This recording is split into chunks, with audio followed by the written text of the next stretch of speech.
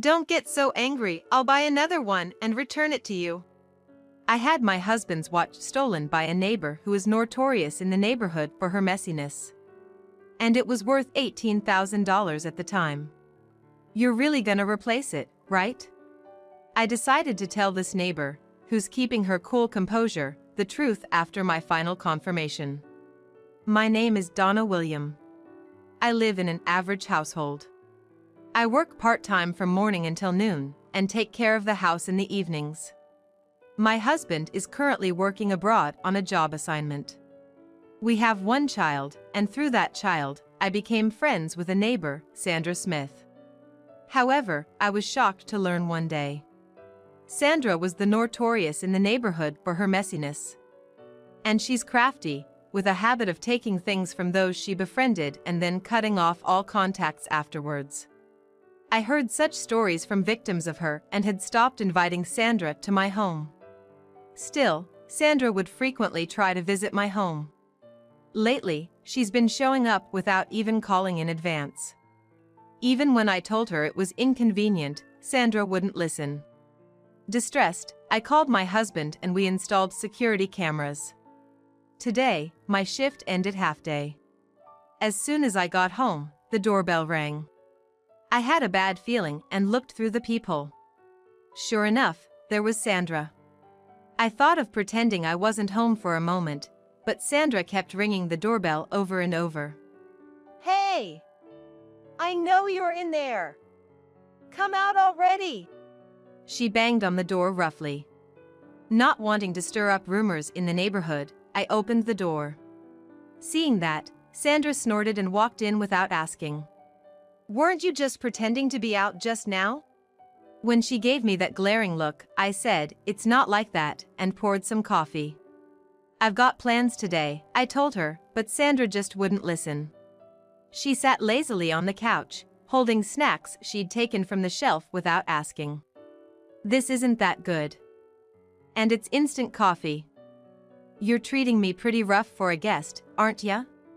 "I'm sorry. I just got home from work." What brings you here?" "I was surprised since you didn't call ahead. We're friends, right?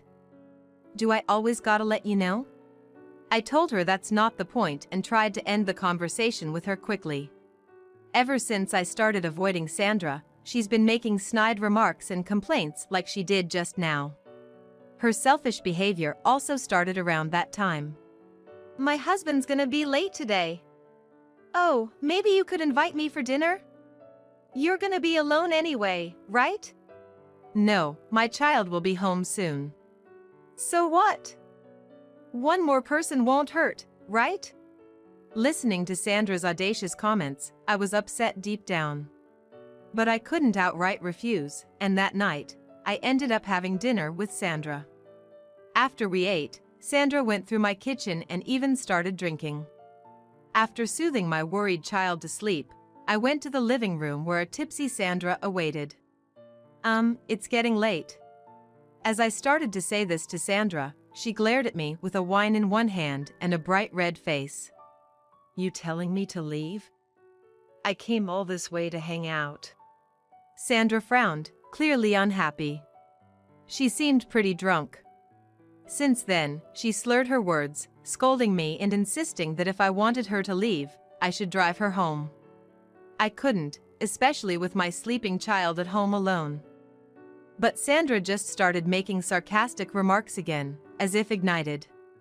At that moment, I noticed the bottle of wine Sandra had opened. It was the wine I had been saving to drink with my husband. I had saved up from my part-time job to buy that wine, a $1,000 bottle. I couldn't help but raise my voice. "Did you drink that wine all by yourself?" "This one?" "Yeah. Got a problem?" "That bottle costs $1,000. I bought it for a special occasion, to open on our anniversary." Sandra then laughed heartily. Seeing my frustration, she mocked me, saying, "It's just $1,000. My husband is a doctor, so he can buy as much of this wine as we want." "Your husband really doesn't earn much, does he?" Sandra said, mocking my husband in the process. I was so frustrated, I bit my lip. Come on. Getting so upset over just a cheap bottle of wine? You're so petty. If anything, you should be grateful. Someone with taste like mine is drinking your wine. Enough is enough. Please leave now. But Sandra just gave a nonchalant reply and made a phone call. A few minutes later, the doorbell rang. Wondering who could it be at this hour, I checked the video intercom and there stood Sandra's husband. Finally, you're here, Sandra said as she staggered toward the door, leaving her mess behind. I couldn't just let her go on dropping things everywhere, so I helped her to the door. My husband is a doctor and he's super busy. He earns a lot and still comes to pick me up. I'm so lucky to have such a wonderful husband. Isn't your husband working out of state? He's hardly ever home. Maybe he's got someone else over there? Sandra chuckled mischievously.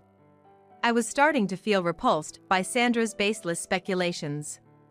I just wanted her to leave and never come back. Although I glared at her with all my might, she didn't seem to care. You should leave your husband and snag an elite one like mine. But I guess that's too much for you, Sandra said cheerfully as she left. Her husband gave me a pained look, nodded silently, and went after her. 2 days later. Right after I returned from shopping, Sandra showed up again. I'm pretty busy today, I mentioned, but Sandra replied, I just need to use the restroom. I was hesitant, but then thought, what's the harm in letting her use the bathroom? Just then, a delivery arrived. Rushing to the front door in a hurry to receive it, I found Sandra comfortably lounging in the living room when I returned. As I exclaimed, oh, I noticed Sandra smirking and munching on the cake I had stored in the fridge. Just taking a little break. This is horrible. I shouldn't have let her in. I tried to tell her I had chores to do, but Sandra showed no signs of leaving. Frustrated, I left Sandra in the living room and went back to my chores. That was a mistake. When I finished cleaning up the kids' room and returned to the living room, I found Sandra rummaging through my shelves, apparently looking for anything valuable. Hey, stop that. What the heck are you doing? I hurriedly grabbed the box that held my husband's treasured watch. Sandra shot me a displeased glare. Hey, why is this watch stored so carefully? What's the story? I tried to dodge the question, but Sandra pressed on. Reluctantly, I explained. It's a limited edition from overseas, cost about $18,000 back then. My husband always said to handle it with gloves to avoid fingerprints. He's a big watch enthusiast. Sandra uninterestedly replied, huh? Just $18,000 and you treat it like it's gold. Guess some folks just show their colors. If I ask my husband, he could buy dozens for that price. With a smug look, Sandra snatched the watch box from me. If you've got stuff to do, I'll put this back for you. Saying that, Sandra put it back on the shelf. I told her not to do it again, and then I headed to clean the bathroom. But I let my guard down. I completely forgot that Sandra had a habit of taking things from people's homes without asking. It was just when I finished my chores. Want some tea? When I said that, Sandra responded with a surprising, no thanks. And then, she hurriedly grabbed her bag and headed for the front door. Shocked, I rushed after her. Sandra gave me a sidelong glance, smirking, as she reached for the door. I was gonna leave after the break anyway. I'll be back soon. Her quicker than usual departure made me suspicious. I had a feeling something fishy was going on. I quickly checked the security camera I had set up in the living room using my phone app. To my surprise, there was Sandra, putting that $18,000 watch into her bag without permission. When I checked the shelf, sure enough, one of the watches was missing. I immediately called her. Sandra, my watch is missing. Did you take it without asking?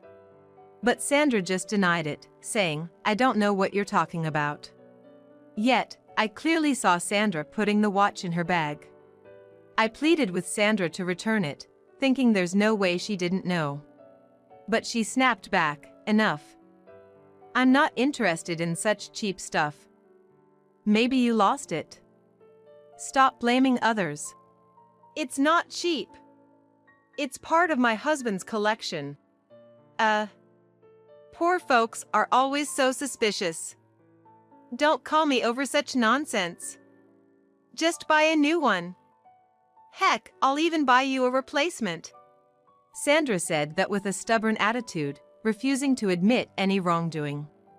Though I wanted to shout at her, I figured she would just deny everything anyway. I guess I'll have to involve the police. I'm definitely getting it back. With that, I hung up on Sandra.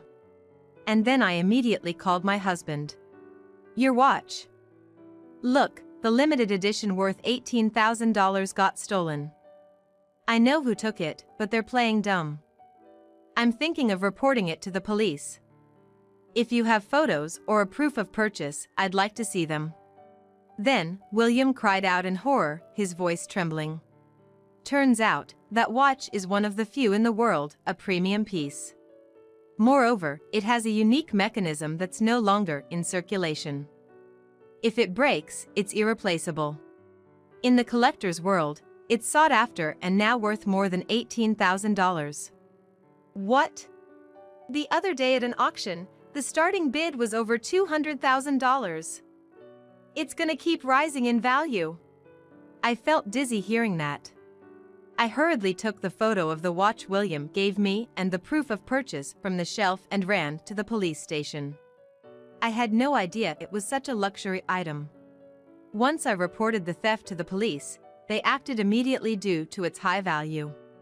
I wanted to call Sandra and inform her that I was coming over with the police, but her phone went straight to voicemail. Hoping the watch would be safe, I headed straight to Sandra's house. After ringing the doorbell several times without a response, the police showed their badge and urged her to come out. Then, looking annoyed, Sandra appeared. Really? Bringing the police is an overreaction. You're trying to corner me without any evidence, aren't you? Sandra said that with a smirk on her face. My irritation with Sandra reached its peak. We have evidence. I quickly showed her the security camera footage on my phone. The footage clearly showed Sandra putting William's watch into her bag. Sandra gasped upon seeing the video. "Setting up a security camera in your home? This footage looks like it's just meant to make me look bad. I was just thinking of borrowing it for a while." That's not borrowing, that's stealing. I reprimanded Sandra. But she just laughed off my desperation and didn't take it seriously. "It's just $18,000, right? What if it breaks?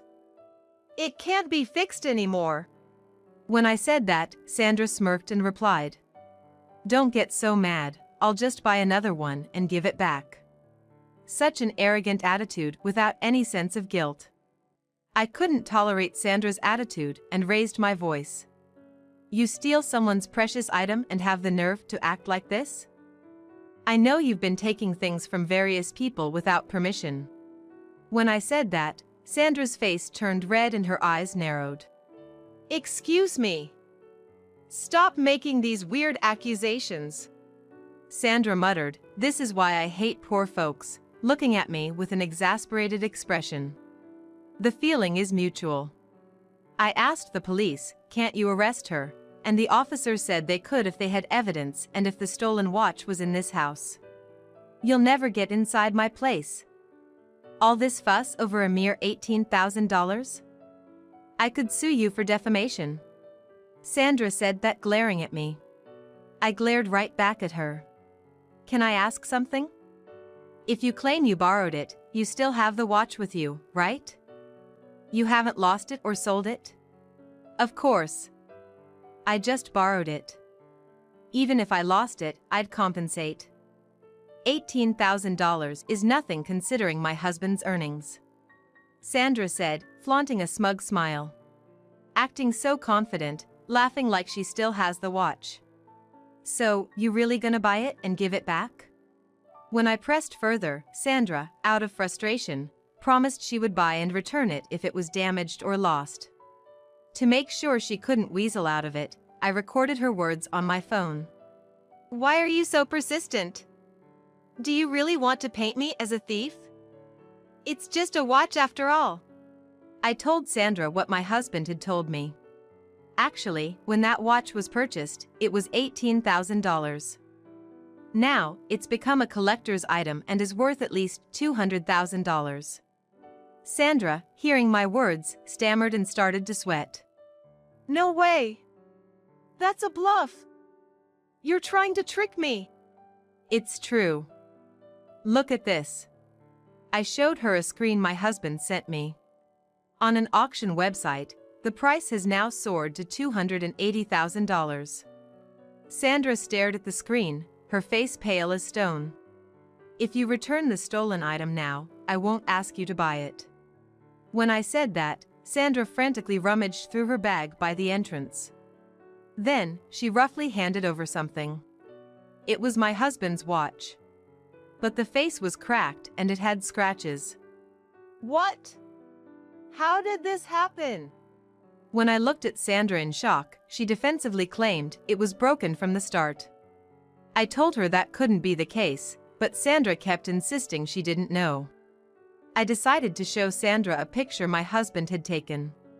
This is a picture my husband took when he got home this month. It isn't broken, right? Then, Sandra started accusing me of breaking it. I shook my head in denial. I never touch my husband's collection with my bare hands. He always uses gloves, too. You remember me explaining that, right? If we do a fingerprint test, we'll instantly know who broke it. You can't prove anything. You might have wiped it down after touching it. Well, let's do this then. We have a week's worth of security footage. Let's review it and see if I ever touched it with my bare hands. If the only person we see touching it is you, that's pretty incriminating, isn't it? I handed over my phone to the police. The officers checked it immediately. Sandra, with a pale face, tried to stop both me and the police, but she was apprehended on the spot. I won't let this slide. You promised, right? If it's broken or lost, you'd buy a replacement. I never said that. Yes, you did. I've got the recording. Stop resisting now. Admit to what you did and take responsibility. Upon hearing this, Sandra finally gave in and began explaining herself. Apparently, she was just jealous that I had expensive items. I was utterly flabbergasted by her behavior and had no intention of forgiving her actions. Take responsibility for what you've done. I told her this and decided to leave the rest to the police. In the end, Sandra was arrested on suspicion of theft and vandalism. Subsequent searches of her house revealed other luxury items she had stolen from the neighbors. While Sandra claimed they were all borrowed, the victims refuted her claims. If the evidence continues to pile up, she'll likely end up in jail. I told Sandra that if she paid me back for the watch, I would drop the charges. Hearing that, she begged her husband, saying she didn't want to go to prison. However, it seemed her husband had grown weary of her excessive spending and brash attitude, and he decided to cut ties.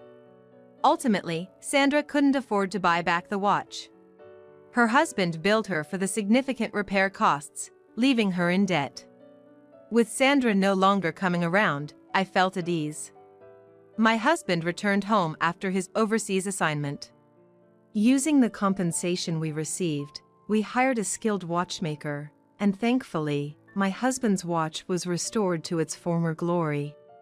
Now, my child, husband, and I live happily together.